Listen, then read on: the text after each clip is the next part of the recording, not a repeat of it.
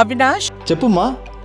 దగ్గరలో ఉన్న మెడ్ప్లస్ కు వెళ్ళి మెడ్ప్లస్ బ్రాండ్ మెడిసిన్స్ అని అడిగి కొనుక్కునరా. అక్కడ 50 to 80% తగ్గింపుకు వస్తుంది. మీరు తీసుకునే అదే మందులు, అదే నాణ్యమైన మందులు, కానీ సగం ధరకే.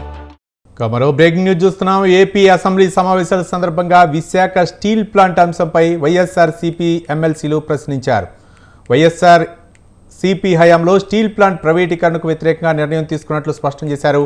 ఈ క్రమంలో deputy CM Pawan Kalyan steel plant నడపడం చాలా కష్టం, దానికి మైన్స్ కావాలి, లాభాల్లోకి రావాలంటే అన్నారు.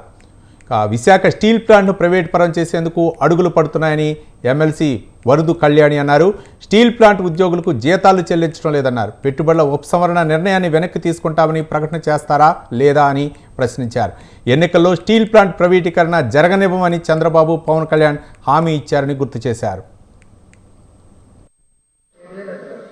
ఇది మొన్న కూడా కార్మిక సంఘాల నాయకులతో కూర్చున్నప్పుడు ఇదే నివేదిక, ఇదే అభ్యర్థన ఇచ్చారు. ఈ మధ్య అందులో మూడు బ్లాస్ట్ ఫర్నిస్లు ఉంటాయి. అందులో 2 ఆపేశారు అధ్యక్ష. అందులో ఒకటి మళ్ళీ ఈ మధ్య 10 రోజుల ముందు స్టార్ట్ అయింది, కానీ ఇంకొకటి క్లోజ్ అయిపోయి ఉంది అధ్యక్ష.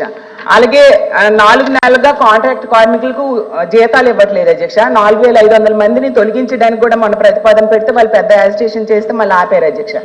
ఇవన్నీ కూడా మరి ప్రైవేటీకరణకు అడుగులే అధ్యక్ష. ఇంకో విషయం ఏంటంటే, ప్లాంట్ ఖాతాలో డబ్బులు ఉన్నాయి అధ్యక్ష, ఉన్నా కూడా గత నెలలో రెగ్యులర్ ఉద్యోగులకేమో 50% జీతం ఇచ్చారు. ఈ నెలలో అయితే కేవలం 35% జీతం ఇచ్చారు అధ్యక్ష. అలాగే అలవెన్సులు కూడా కోత విధించేస్తున్నారు. 500 మందికేమో డిప్యుటేషన్ మీద నాగా స్టీల్ ప్లాంట్కి పంపించడానికి ప్రతిపాదనలు చేశారు అధ్యక్ష. అలాగే 2500 మందికి పెర్మనెంట్ కార్మికులకేమో VRS ఇచ్చడానికి ప్లాన్ చేస్తున్నారు అధ్యక్ష. అలాగే వాళ్ళు కోరుకుంటున్నారు అధ్యక్ష, ఇది సెయిల్లో విలీనం చేయాలి అని. మరి ప్రైవేటైజేషన్ కి అడుగులు వేయకపోతే సెయిల్లో ఎందుకు అధ్యక్ష? ఇది మొన్న కూడా కార్మిక సంఘాల నాయకులతో కూర్చున్నప్పుడు ఇదే నివేదిక, ఇదే అభ్యర్థన ఇచ్చారు. ఇది ప్రైవేటీకరణ చేయకూడదంటే మీరు ఎంత కమిటెడ్గా ఉన్నారో మేము అంతే కమిటెడ్గా ఉన్నాం. 2021 ఫిబ్రవరిలో మేము అమిత్ షా గారిని కలిసాం అధ్యక్ష. హోంమంత్రి అమిత్ షా గారిని కలిసి వారికి నేను ఇచ్చింది కూడా ఏంటంటే, ఇది మాకు చాలా భావోద్వేగాలతో కూడింది, చాలా త్యాగాలతో కూడింది, దయచేసి దీన్ని ఎట్టి పరిస్థితుల్లో ప్రైవేటీకరణ చేయకండి అని చెప్పాం అధ్యక్ష.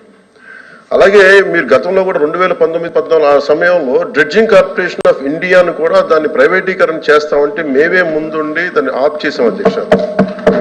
ఇది మేము పబ్లిక్ సెక్టర్ యూనిట్స్ లాభసాటిగా ఉన్నాయి, లాభాల దిశగా నడుస్తున్నాయి, కొద్దిపాటి నష్టాల దిశగా నడుస్తున్నాయి, వాటిని ముందుకు తీసుకెళ్లాలి, ప్రభుత్వాలు PSUs నడవాలనేది మా ఆకాంక్ష మా అందరిది. When it comes to Vizag Steel Plant, we are extremely committed not to privatize. ఇది మా అందరి కమిట్మెంట్ అధ్యక్ష. అలాగే దీనికి మంత్రి గారు చెప్తున్నట్టుగా దీన్ని రన్ చేసే ఇష్యూస్లో చాలా లోపాలు ఉన్నాయి అధ్యక్ష. దాన్ని స్కిల్ని ఎన్హాన్స్ చేసుకోవాలి, దాన్ని కొంత పెట్టుబడి కావాలి, దానికి కొంత క్యాప్టివ్ మైండ్స్ కావాలి, లాట్ ఆఫ్ ఛాలెంజెస్ ఉన్నాయి. ప్రతిసారి నేను కార్మిక సంఘాలతో కూడా ప్రత్యేకించి ఈ మధ్యన ఒక 4 రోజుల క్రితం కూడా మాట్లాడడం జరిగింది అధ్యక్ష. వాళ్ళు కూర్చోబెట్టి దానికి సంబంధించి మీరు ఒక సమగ్రమైన ఒక కార్యాచరణ ఇవ్వండి మాకు.